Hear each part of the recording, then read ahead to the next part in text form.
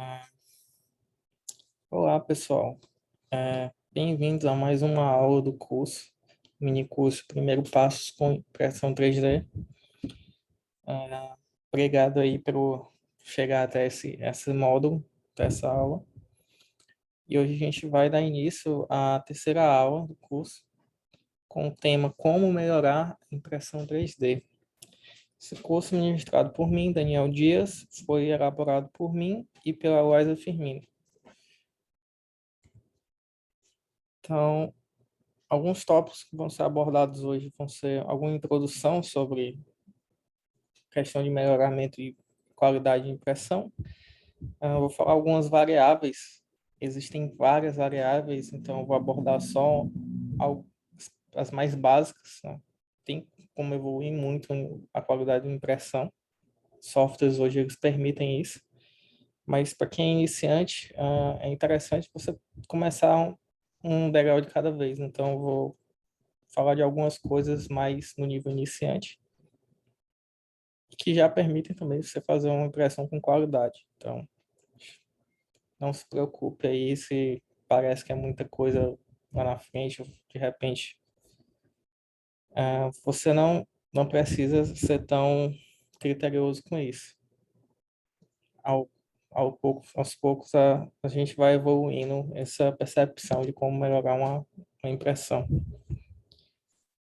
Vou fazer uma análise daquele desenho, aquele modelo que a gente fez na aula passada, que é um suporte 3D de celular, né? Suporte de celular. Eu imprimi ele, inclusive eu filmei, eu vou mostrar aqui mais ou menos como é que ficou. E aí a gente vai passar para um segundo modelo, né? A ideia aqui é que ainda hoje a gente já começa a fazer algumas coisas mais avançadas, um pouquinho mais práticas, já aplicando o que a gente vai discutir hoje. Então, no mundo da impressão, nem sempre é importante ter uma peça bonita, né? Ou nem sempre é importante ter uma peça resistente. Eu gosto de dizer muito que adianta você fazer um suporte de celular lindo, maravilhoso, se ele não aguenta o peso do celular, por exemplo. Se ele, sei lá, se ele fica caindo, se ele quebra rápido. Porque é uma peça funcional, né? Uma peça que você vai realmente utilizar, tipo uma ferramenta, por assim dizer. Geralmente, quando a gente tem peças desse tipo, a gente tem a intenção de ter uma durabilidade maior, né? Ter uma maior resistência. Às vezes também.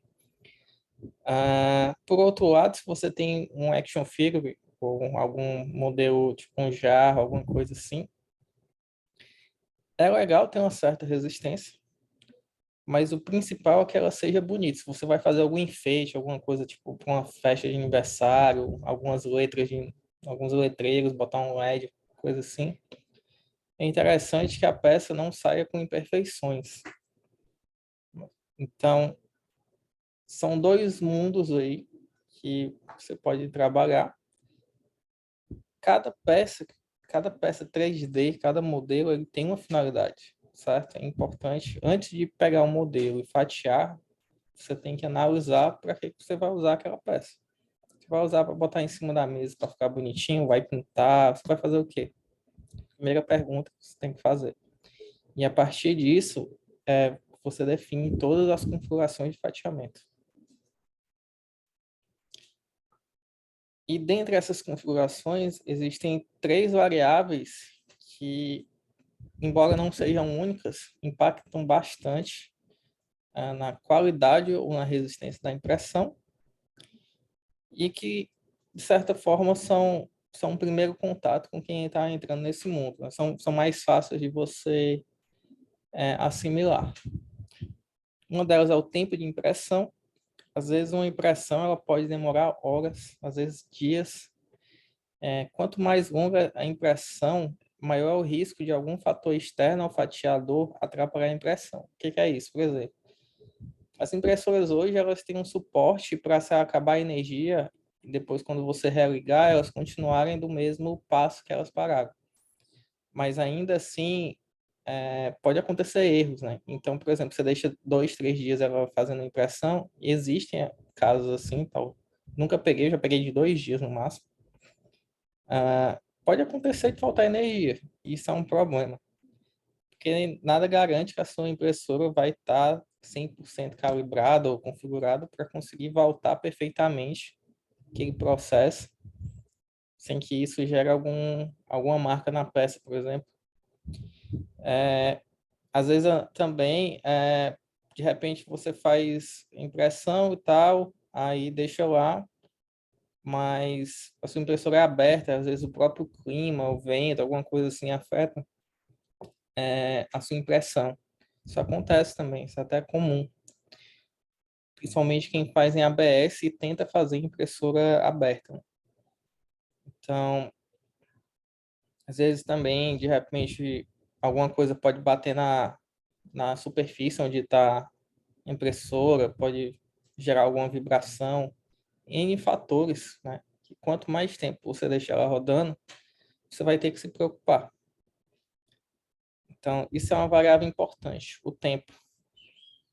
Às vezes até por questão de entrega também, ou questão de produção.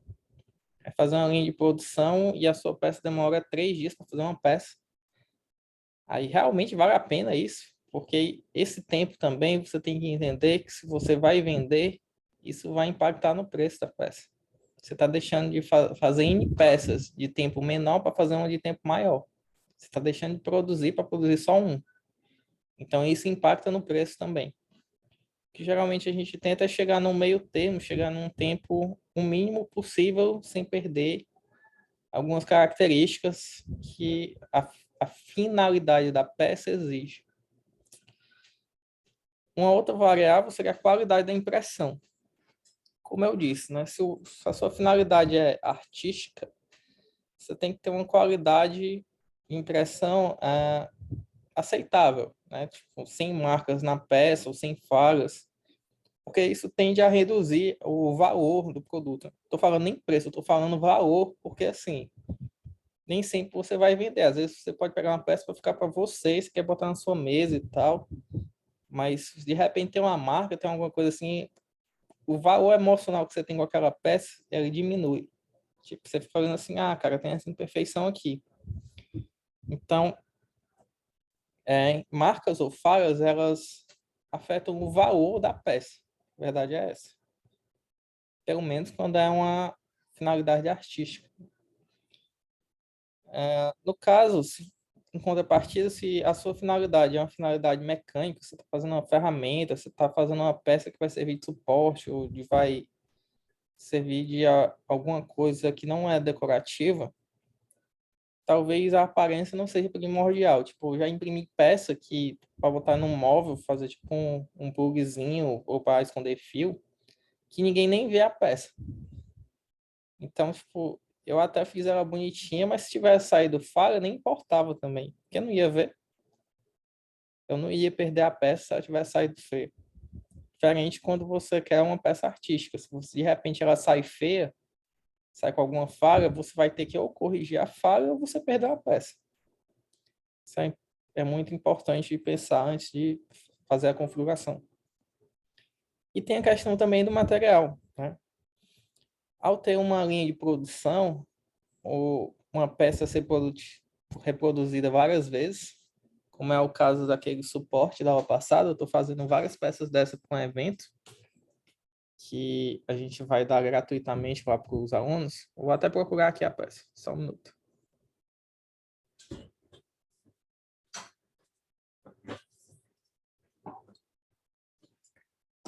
Então, essa aqui, ó. Isso aqui é um suportezinho de celular. E essa pecinha aqui, ela, com as configurações básicas lá da aula passada, ela dura em torno de 3 horas para ficar feito, 3 horas e meia, se não me engano. Só que aí, tipo, será que dá para diminuir esse tempo? Porque se de repente eu vou fazer 20 peças, em 3 horas vai demorar um tempinho, né? Então, sempre que você tem uma linha de produção, você pensa no tempo também E outra coisa, é uma questão de quantidade de material que eu uso. Eu vou usar muito material numa peça, que eu vou repetir várias vezes. Então, se tem desperdício naquela peça que eu estou repetindo, eu estou perdendo material várias vezes. Estou repetindo meu desperdício. Então, é necessário a gente otimizar a quantidade de material que eu deposito nesse objeto aqui. Até porque isso reduz os insumos, reduz os custos que eu tenho de operação para comprar material. De repente, com 1 quilo de filamento, você faz X peças, mas você poderia estar fazendo até 2x, se você configurar direitinho. Isso importa, principalmente no lucro final, você tem uma linha de produção. Então, recapitulando um pouquinho, na aula passada, né, a gente configurou esse modelo aqui, inclusive ele é o que eu imprimi. Eu vou passar um videozinho aqui só mostrando como é que ficou a impressão na minha Ender 3, que é a minha impressora. Essa aqui é a minha impressora. Eu vou passar aqui rapidamente. Ela tem basicamente um displayzinho com um botão Knob, que a gente chama. É um botão rotatório e que, se eu pressionar em cima, ele também tem um botão por dentro. Então, eu consigo tanto selecionar alguma coisa girando, quanto apertar o botão pressionando. Aí toda impressora vai ter um display que vai te dar alguns parâmetros, geralmente a temperatura do bico, temperatura da mesa e posicionamento. Bem básico. Então, aqui ela, se vocês verem, ela já vai me dar um alerta aqui dizendo extruder heating.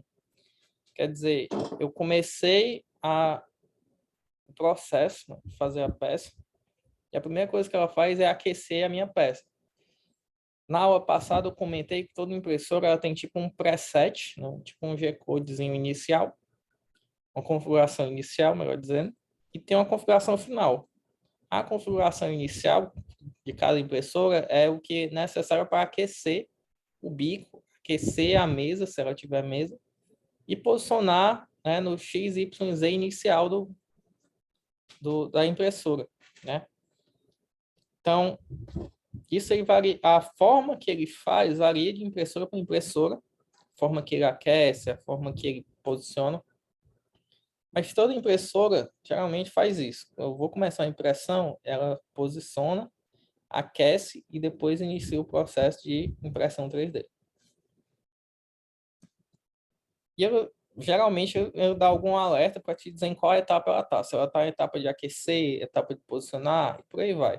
Pronto, aqui, ó. A minha ela terminou de aquecer e já começou aqui o processo sozinho. Primeiro ela faz tipo uma limpezinha de bico, faz uma linhazinha empurrando. Essa etapa aqui é muito importante porque, se, por exemplo, nesse primeiro momento eu já não consigo ver a saída de material aqui, pode ser ou que o meu bico esteja entupido, ou que eu esteja configurado a altura da mesa errado, N coisas, né? Mas o ideal é que, logo nesse primeiro momento aqui, eu observe por alguns instantes para ver se ela está conseguindo fazer uma marcação direitinha. Ela faz uma marcação também na mesa, mostrando a área de desenho. Isso é importante porque, de repente, ela não consegue fazer a marcação na mesa, tipo, quer dizer, significa às vezes que o meu desenho foi configurado numa área maior do que a mesa consegue imprimir. Geralmente ela nem deixa você fazer assim, né? O software não deixa. Mas de repente, se por algum erro, por alguma configuração, sei lá, você mexendo no G-Code, alguma coisa do tipo, acontecer isso, nesse primeiro momento você consegue perceber. Eu sempre fico, tipo, mais ou menos uns 30 segundos observando, ver se está tudo ok. E depois eu largo lá e deixo fazendo. Por quê? Porque às vezes a impressão demorou 8 horas, não passar 8 horas olhando. Então, primeira vez, pessoal, que vocês forem imprimir, pode ter certeza, vocês vão querer ficar olhando. É normal, né? Até interessante no primeiro momento você entender o processo, mas depois de um tempo você vai querer dar um play lá na impressora e sair. Então, no mínimo, você tem que pelo menos olhar se ela deu um start direitinho. Geralmente, se for dar erro, dá erro aqui, né? Pelo menos se for erro de configuração. Então, aqui, passando um pouquinho mais, Aqui já está a peça um pouquinho mais desenvolvida, ó, você vê que ela já começou a fazer o detalhe da peça, ó, tipo uma mãozinha. Deixa eu ver se eu consigo mostrar aqui no display. Enquanto ela vai fabricando a peça, o display vai mostrando a porcentagem da impressão, de 0 a 100%, né? 100% no caso é quando ela está finalizada. Ver se eu consigo mostrar aqui, ó. Que, ó, no caso, nessa imagem aqui, ela está em 34%, bem aqui no cantinho. Desculpa aí, eu não sou bom em filmar, não. Mas enfim. Aí a gente vê aqui, ó, que ela já começa a fazer o padrão de preenchimento da peça. Nessa peça aqui eu peguei o default que estava lá no Cura 3D, se eu não me engano é cúbico.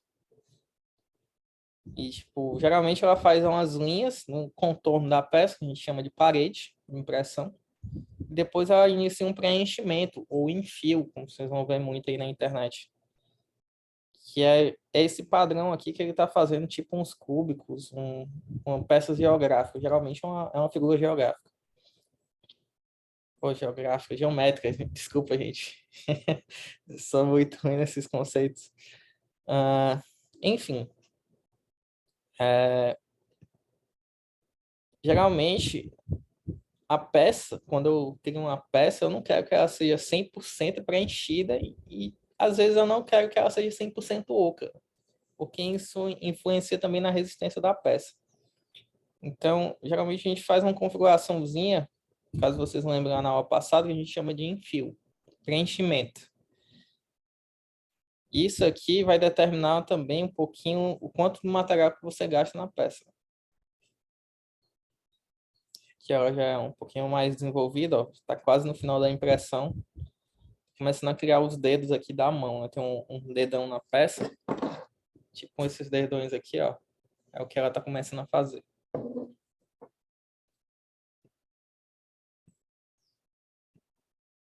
E aqui é a minha peça finalizada.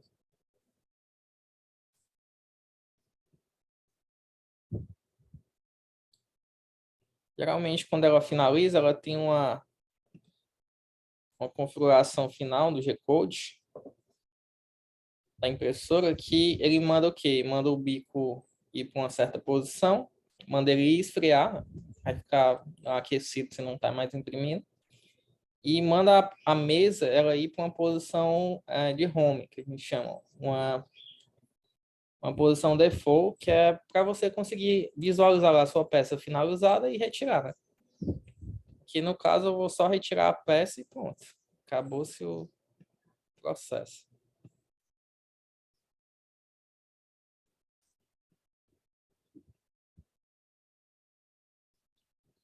Mas enfim, aí depois que a gente faz a primeira impressão, aí chega algumas perguntas, né? Algumas questões existenciais. A qualidade dessa minha impressão tá aceitável? Geralmente você utiliza aquela configuração default do Cura, 70 a 80% das peças. Se não for também uma peça complexa demais. Geralmente vai estar ok. Aí a outra pergunta que você se faz é: poderia ter sido impresso com menos tempo e mesmo qualidade? Aí nessa situação, aquelas configurações de default do Cura já começa a ficar um pouquinho defasada, ficar um pouquinho não ideal, por assim dizer. Por quê? Porque, beleza, tá na qualidade aceitável, mas eu consigo, tem uma faixa de qualidade aceitável, talvez eu conseguisse diminuir um pouquinho a qualidade, mas também diminuir o tempo, seria melhor, né? Tipo, vou esperar 3 horas por uma peça, eu podia esperar uma, duas. Então, depois que geralmente você faz uma peça, um inicial de teste, muito comum isso, que é uma das técnicas que a gente utiliza quando pega um modelo novo. E depois a gente pega essas configurações básicas que a gente conseguiu imprimir e começa a brincar um pouquinho para tentar fazer ela otimizada, reduzir o tempo, reduzir uma quantidade de material. Que vem na terceira pergunta. Eu poderia ter gastado menos material nessa peça? Essa aqui, se eu não me engano, eu peguei a configuração default, eu usei 20% de preenchimento.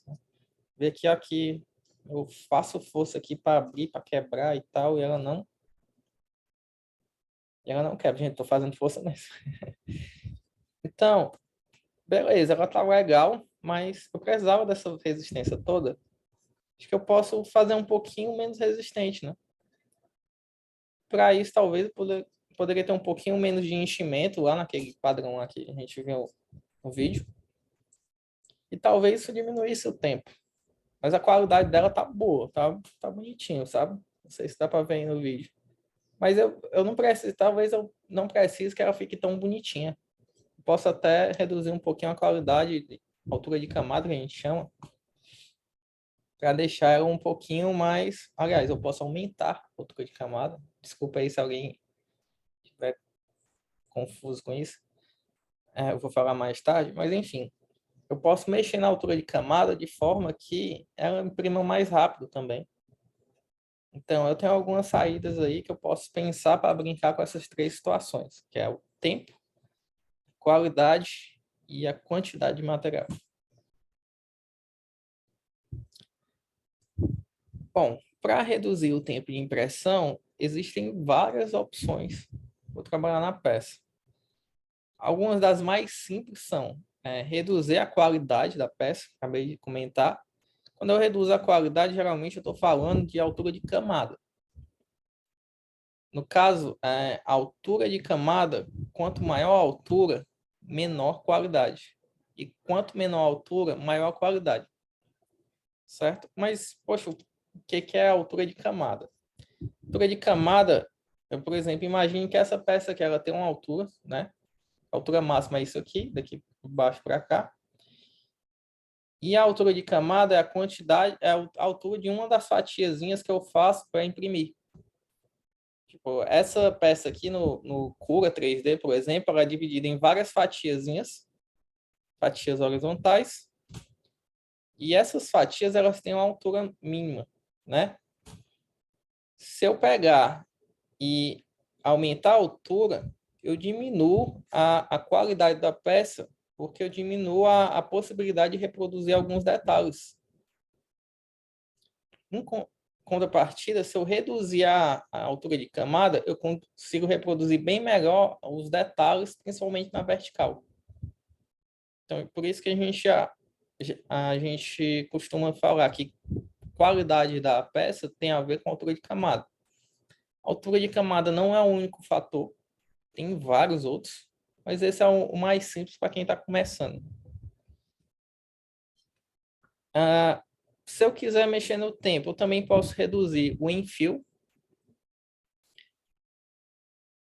Infill, preenchimento em inglês, certo?